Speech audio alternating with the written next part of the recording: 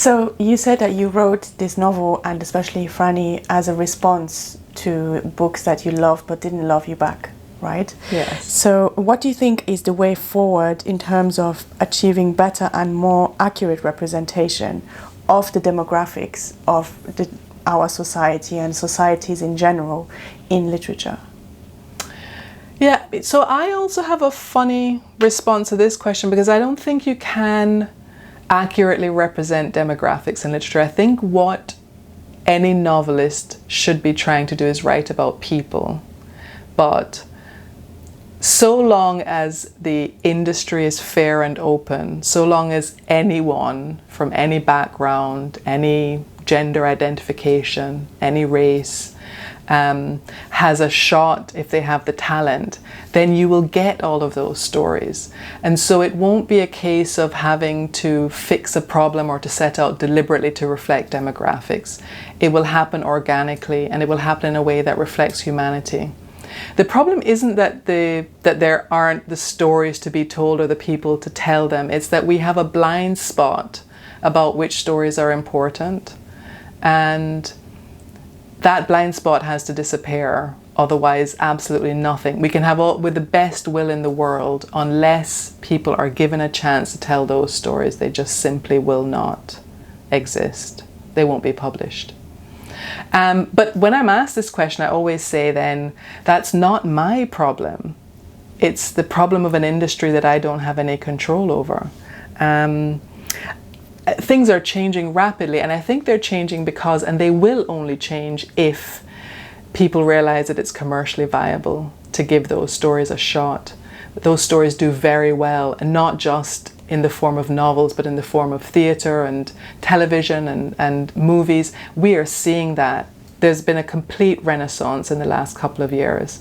And the people who decide where the money is going to be spent are going to spend the money where it can earn money. That's just been fantastic news for opening the doors for writers whose stories would have been seen as outsider stories before. But I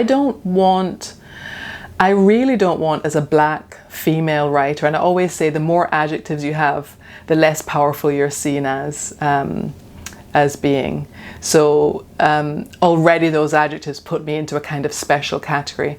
I do not want there to be any suggestion that our stories are being published for any reason other than merit, and for any reason other than that they're just as viable, just as publishable, and just as successful as any that have ever been published in similar categories. That's very important.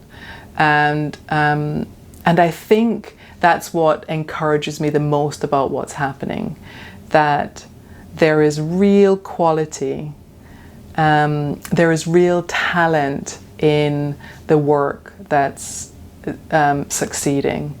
And that just absolutely rules out any possibility of that kind of suggestion.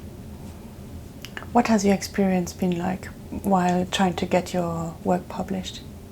I've had a really, really lucky go of it.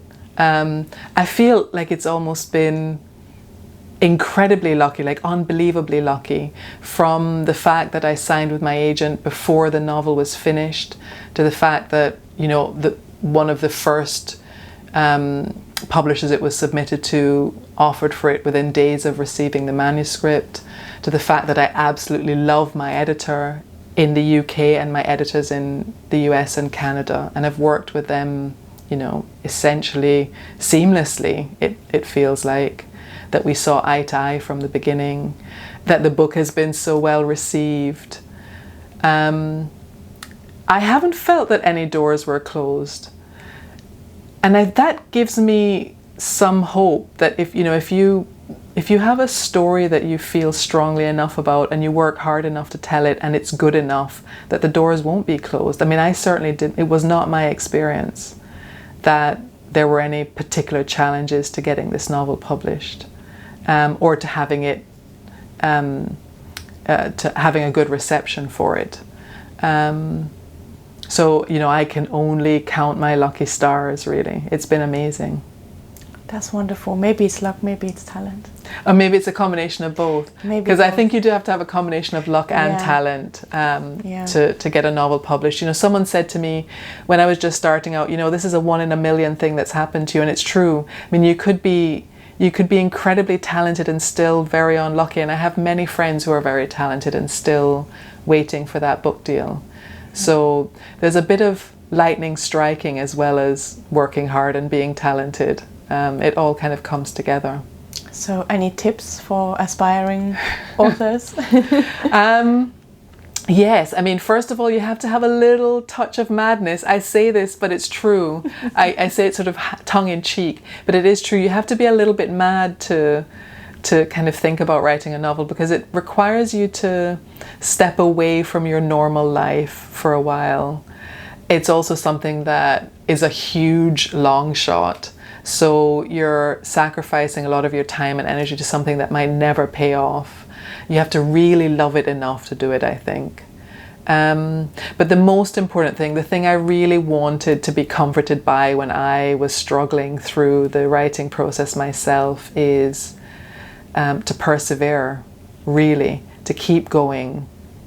Because you won't have a shot at any of the things you're dreaming about unless you finish. Finishing is the most challenging thing, or in my experience it was the most challenging thing. Just getting to the end. Getting past those blocks that said I couldn't do it or I wasn't good enough.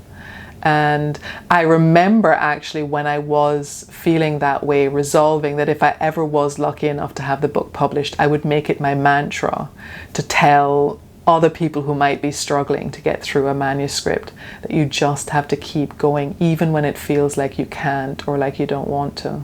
It was the biggest lesson I learned, really. It sounds simple, but it is the most difficult thing to do, is just to finish when you don't want to, or when you feel like you can't.